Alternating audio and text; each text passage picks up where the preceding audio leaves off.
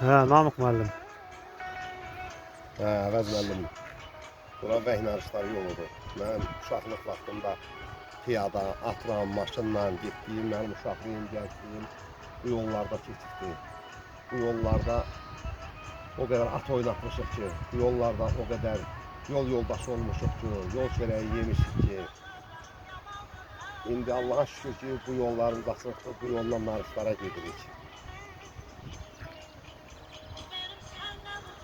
Həmişə vətəndə.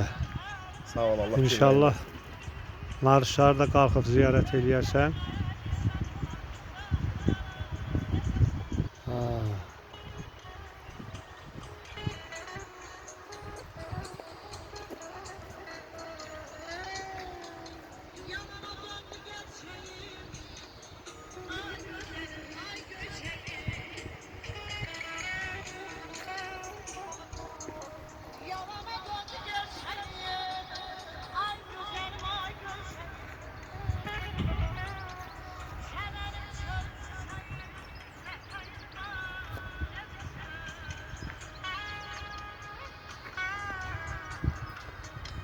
Bir alırsan çək.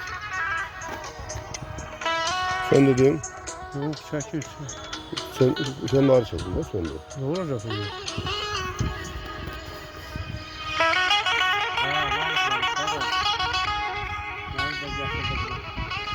Əvəz müəllim, bu yol Kəlbəzərə gedən yoldur, Laçına gedən yoldur, Qoşlanlara gedən yoldur. Gün o gün olsun ki, bu yolla sənin ata-baba yurdun, Qoşlanlar tayfasının yurduna gedək. İnşallah, inşallah. Gözəl yerlərdir.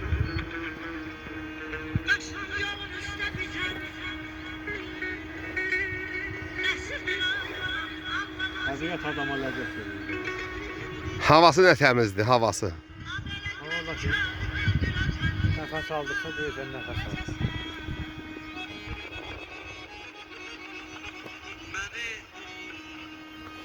Məni yadına sal mənsiz olanda. Gəzdiyim yerlərdə izimi axtar. Ürəyim qəm çəkib, qəmlə dolanda dağa həsrətlə bax. Dağa həsrətlə bax, düzümü alır. Vurğuluyam dağları. Bəzəyə dönsə də gərdiş. Hələ harasıdır? Dağları gəzməkdən Məni yorulur. yaddaşından Hələ harasıdır? Dağlar bundan yuxarıdır. üstünə 40 qız alaqaya, çilgəz narışlar. Murov uzun yoxuş, dəli dağ qoşqar. Deyin hansı oğul sizi unudar, el düşərmi sizdən aralı yaylaq.